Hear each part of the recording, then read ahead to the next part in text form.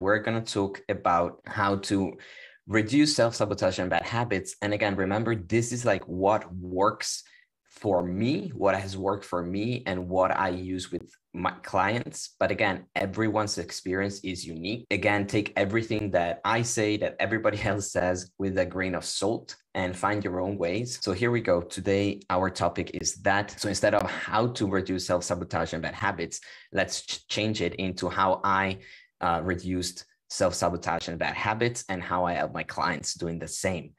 If you want to hear more about the work I do or have examples of what my clients have been going through and how their journey has been, the success they had, you can, again, go visit my Instagram page. There is a client highlights in there where you can just see what it's all about. And if this might be something that you want to inquire on and get an idea of how it might benefit you too. 5 steps to reduce self-sabotage. First of all, let's have a little quick look at what is self-sabotage. And by self-sabotage, I literally mean it could be anything that you feel, again, you feel personally is taking you, removing you from achieving your goals or slowing you down for you to achieve the goals you have. And with goals, I don't just mean, have a great career, earn more money, have a perfect physique, train this, train that, have a perfect relationship. I literally just mean being the best you, feeling great about yourself, living in this world with confidence. It could be anything that you value and you feel you want in your life. So there is no goal that is more important than others.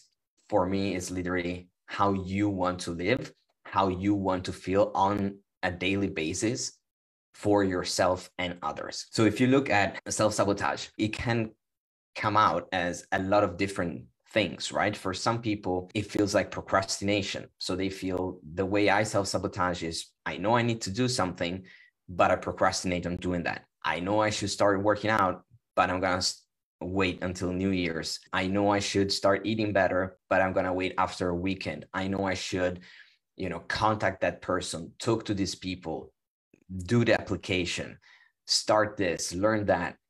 But I don't have time now, or it feels too overwhelming. But the thing with self-sabotage is that we see, oh, well, I see that this behavior is sabotaging me. It's not really helping me going towards the thing that I want to go for. But a lot of the self-sabotaging behaviors we have, we only see the symptoms of it, and we only see it after it happened most of the time. And that is because most self-sabotaging behaviors or things that happen for us are subconscious. We're not even aware of them. Then we see the consequence of it being, it could be stress, it could be overwhelm, I should have done it before, I should have started before, I shouldn't have done that. But we never really see what the root of the problem is. So that's why it can become an issue if we go and attack or try to cure the symptom and not really take care of the cause, which I see a lot in the work I do with clients. I've seen a lot in myself, that we often try to find a cure, and not even necessarily a quick fix, because some people understand there is no quick fix, but we go and try to make a change on the symptom instead of attacking the root problem. And once you start attacking the root problem that might have nothing to do with the symptom, then things start to quickly change, and they might be permanently changed with much more ease. All right. So this is the reason why I wanted to touch upon self-sabotage and bad habits, because they go hand in hand. Again, my approach is a very holistic approach. I know how you think and what images you have in your picture in your mind, and how you think awakes certain feelings in you. And the way you feel is gonna give you either energy, like a push, excitement, and it's going to make you do things that are aligned with you and take action and then achieve things, or whatever, like some people call it, manifest things, and other things that you do because of those pictures that you're seeing in your mind, the things you're telling yourself, about others, about the world, are going to impact then your feelings, and the feelings you have are going to impact your performance, what you do daily, right? If you don't feel like it, you're not going to go work out. If you don't feel like it, or you feel overwhelmed, or you feel stressed, you're not going to be able to cope with dieting or just like having healthy eating behaviors and feeling that you have a great relationship with food, or just a neutral relationship with food, right? So that's why it's super important. And the 5 steps that I want to touch upon, this is a process that I also use with my clients. And number 1, every time we try to tackle that root cause of the behavior, or like our self-sabotage, is raising our awareness, being present, understanding that we need to be more present in ourselves, not necessarily constantly being present like a Zen monk all the time, because we have a life, things happen around us, especially in this society where things go very like fast. But we need to be in touch with what's going on within us.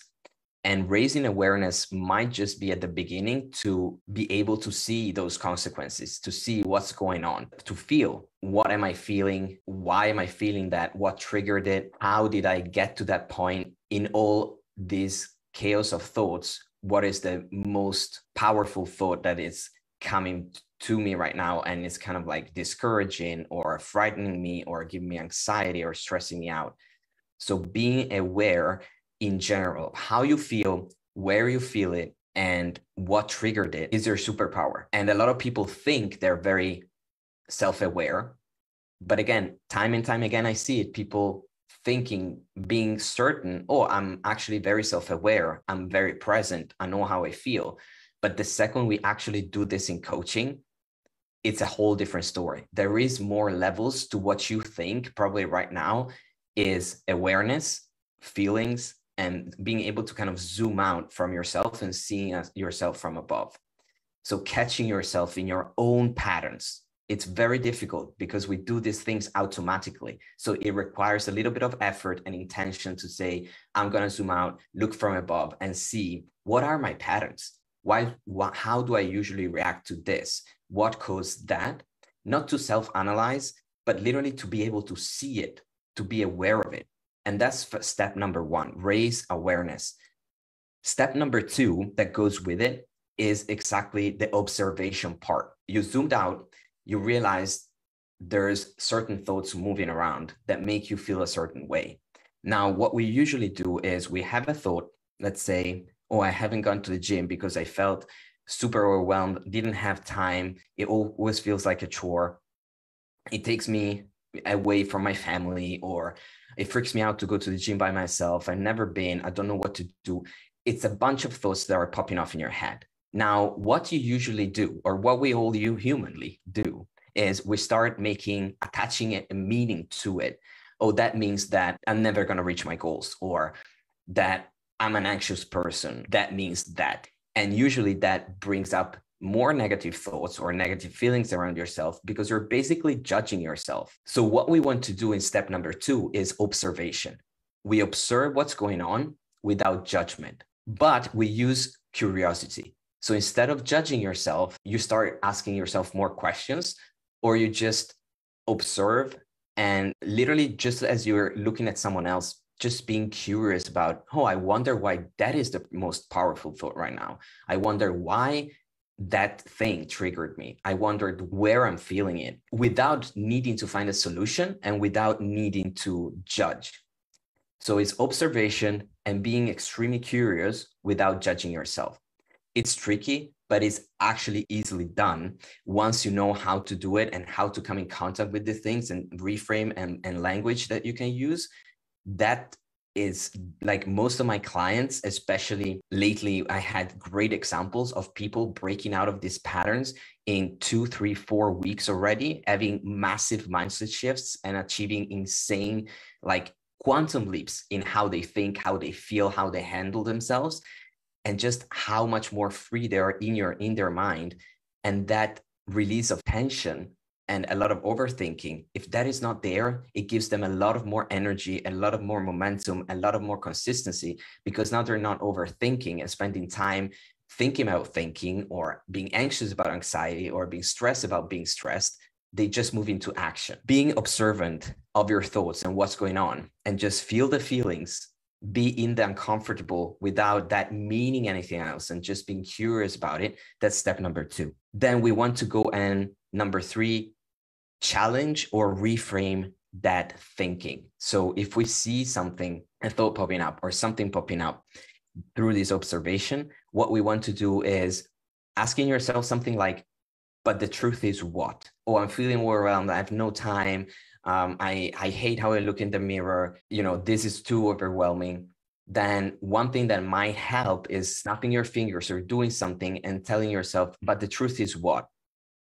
And immediately your brain is going to be triggered to think about an excuse or a reason why that is not the truth, or at least that those thoughts that you have are not necessarily true and can be questioned. So if you say, I'm being overwhelmed, I have no time, I'm stressed, but the truth is what? Maybe I have 10 minutes to go for a walk and that might be enough. Maybe I can ask a friend to go for a walk and that is great. Maybe I can journal about it and that's going to make me feel better. Maybe that doesn't necessarily mean that I'm never going to achieve my goals because other people have done it. Maybe I can find a solution if I hire someone to hold me accountable, or I'm going to do something about this. So whatever the reason for you is, challenge that thought, challenge the perspective to shift out of it and just reframe it, saying, if I feel overwhelmed or stressed, that means this thing really means a lot to me. So let me, not judge myself negatively, but I actually take care of myself. So reframe what is good about feeling that. Or if you're feeling this anxious and this stressed and overwhelmed or this tired, that must be some things in my life need to change right now. I might need to sleep more. Let me look at my routines. Let me not have that second cup of coffee in the afternoon because otherwise I'm not going to sleep at night. It could be microscopical things, but they might be there. So your feelings are literally your best friends, also the negative ones, because they're really telling you something is wrong and something needs to change, not with yourself, but probably what you're doing, your environment, or how you're tackling things. Number 4 is asking yourself or seeing that every behavior fulfills a need. So if you're doing that, if you are doing certain things or certain feelings come up, certain actions come up, procrastination come up, self-sabotaging comes up, that is fulfilling a need. Because every behavior fulfills a need. It might be unconscious, but it's there. So if you're avoiding the gym, it's fulfilling a need. If you're not eating healthy, it's fulfilling a need. If you're procrastinating on writing the essay, it's fulfilling another need that is more powerful at the moment. As humans, we have those two things. We seek pleasure or we avoid pain. But sometimes avoiding pain is still much more powerful than just seeking pleasure. You go to a roulette in Las Vegas and you have 50% chance that you can win it all or lose it all. Would you put all the money you have, all the things you have, all the belongings you have on that and bet everything for this 50-50 chance?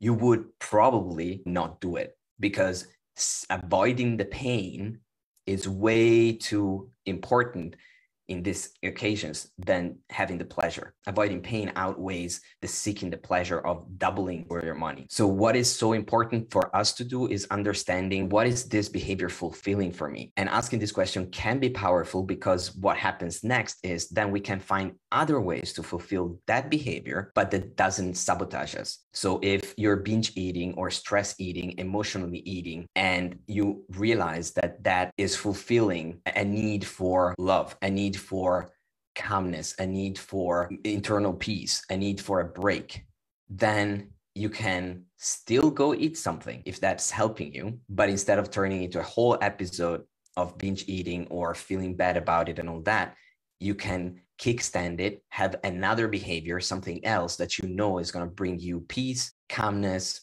love. That could be, I'm going to reach out to my partner. I'm going to go for a walk with a friend. I'm going to take a long bath. I'm going to watch my favorite show. You are helping yourself. Instead of self-sabotaging 100%, you might self-sabotage less, and you're still going to have some compassion, self-love.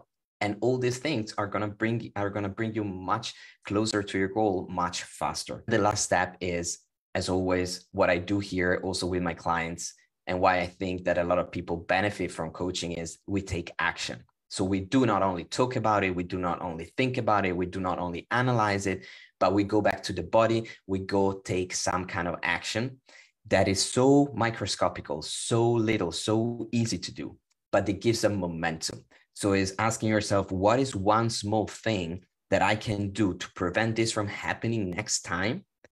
Or something that I can do right now to solve this thing, to make me feel better, to move towards my goals, or just to stop judging myself and go back on the horse quicker. Because in my experience, having worked now with more than 400 clients, I see taking one microscopical action. It could be open the computer only. It could be write the first word. It could be pick up the phone. It could be Google a YouTube video. It could be eat one carrot. It could be do one push-up. It's like one small thing. Usually it makes it way easier to then stop the spiraling and going towards positive or just like helpful serving behaviors, or just like even thoughts. So these were the things that I really wanted to touch upon. And I really hope it helps you reframing how you see bad habits, how you see self-sabotage. Also just knowing that these are subconscious most of the time. So it's not easy for us to see them and change them. And again, the point of most people that I see and the things that I see people go do is treating that symptom instead of understanding what the root is. And I'm not only speaking about, oh, you need to find the root cause and then overanalyze that and why am I feeling that way? And this comes from trauma in the past or your childhood. We do that happens, that comes out, but then we go and build something out of it. So that is why it's not only therapeutic, it's not only going and see what's happening in your mind, but it's also exercising your mind. Is like mental training to then, how do I get out of that? Now that I know where it comes from, now that I see why I have this thing, now I need to train to get myself out of that. So the same way we go train and use movement to reconnect to our bodies, we need to have the same inner size, the same like certain roadmaps, certain exercises, certain mind frames that help us. Now what? Now we go into action. Now we change things. This is literally what we use in our program. And in literally as quick as 2 weeks, 4 weeks, 8 weeks, people, their life changes completely. I know where you are. I've been there.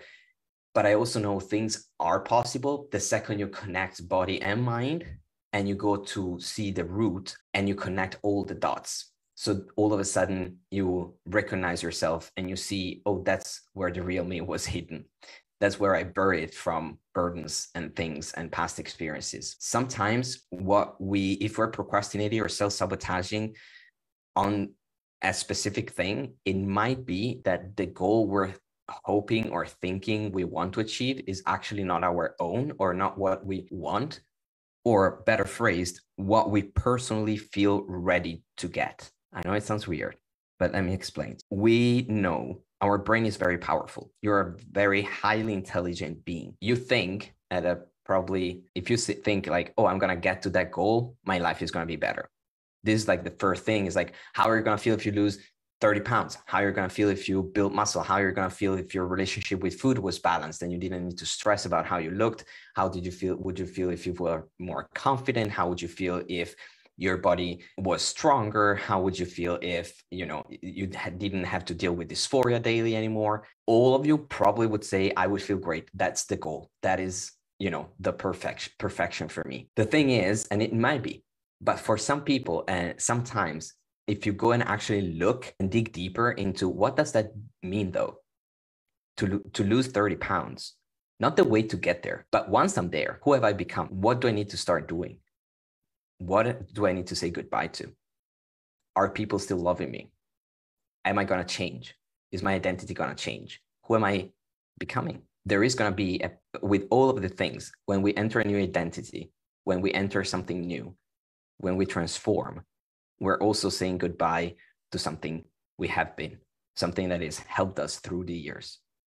So probably there is a part of us subconsciously that is keeping us from getting there because we know right now we're not feeling ready to that stage. And I have an example for a client that really wanted to lose a certain amount of kilos and go down below a certain amount. And the more they tried, nothing was happening. Even if on paper, everything was perfect. They were training perfectly. We were doing the right workouts. We were looking actually at the diet on a pretty strict base, like tracking calories, which is not something that I usually do, not with everybody, right? So we were doing all the right things. They had been trying to lose this weight forever.